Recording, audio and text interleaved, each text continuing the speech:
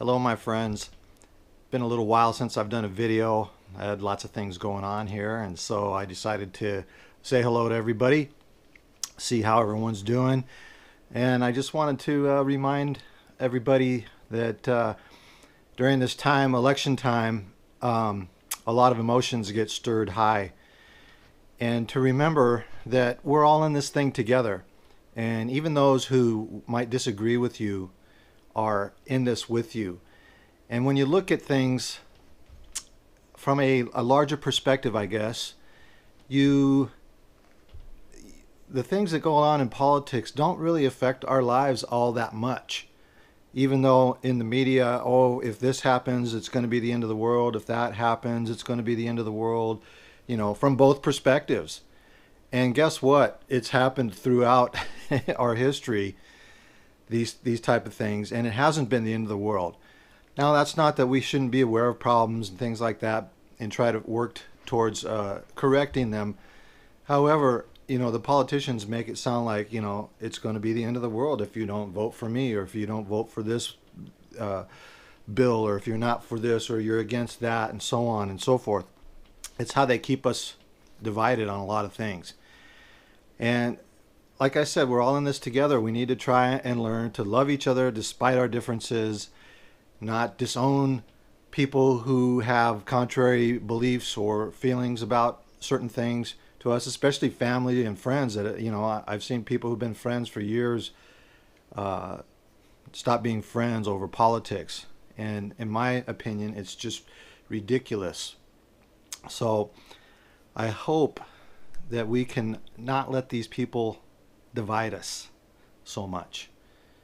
Okay, it's not as black and white as they make it seem, as the media makes it seem. It's not that black and white. We still have many things in common. And yeah, some people seem irrational in their beliefs, and they think the same of you, some of them. And I understand. I've run across people like this too, and I just shake my head. Why, my gosh, they have no logic. It's because it's emotion based. People have an emotional belief in stuff, and logic and reason are almost meaningless, and that's fine. We still have to try and love those people anyways. The best teacher is by example, and our lives aren't going to change that much, no matter what politician gets in there.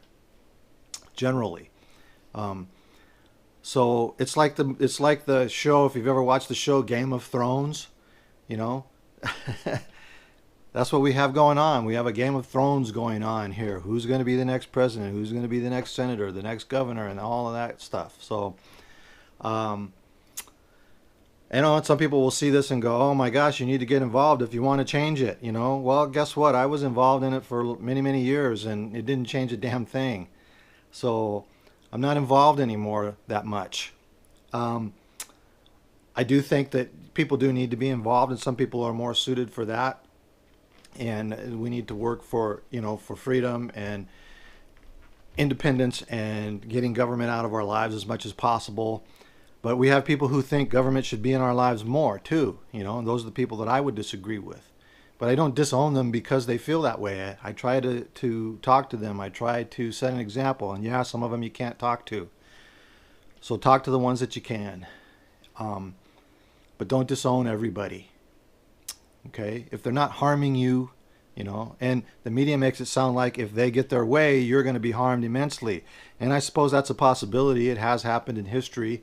But I think it's a lot less likely to happen nowadays because we come from a culture of freedom, at least in America.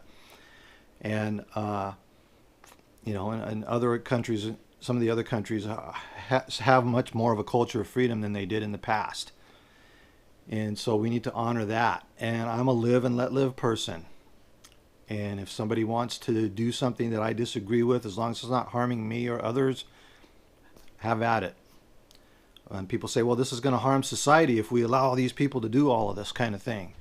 It's like, you know what? People have been doing those things since time immemorial, and slowly society has improved in many aspects. Yep, we have a lot of work to do and a long ways to go, but things have improved, especially in America and in Western countries. We have a lifestyle unprecedented in history, at least known history. So We need to start being thankful for our blessings and start setting an example and start working towards creating the new instead of just trying to tear down the old. Okay, a lot of the old is crumbling anyway, slowly, and it's probably good that it's crumbling slowly, because if it collapsed all at once, that would leave a vacuum and more opportunity for worse things to happen and come in, and losing our freedom and that sort of thing. So anyways, I didn't mean to get into such a long speech on that, but I wanted to talk about that during this time of the year when we have elections and people are angry and all sorts of things. So anyways, take care, my friends. Try to help each other out. We're approaching the Christmas season where people try to help each other, and I think that's one of the good things about Christmas. I don't like the commercial aspects of it, but a lot of people are more giving and more helpful during that time, and I think that's a good thing. So why don't we just start moving towards that as much as we can. Vote your conscience if you vote, but don't disown somebody who disagrees with you. Try to find some common ground. All right, my friends, take care.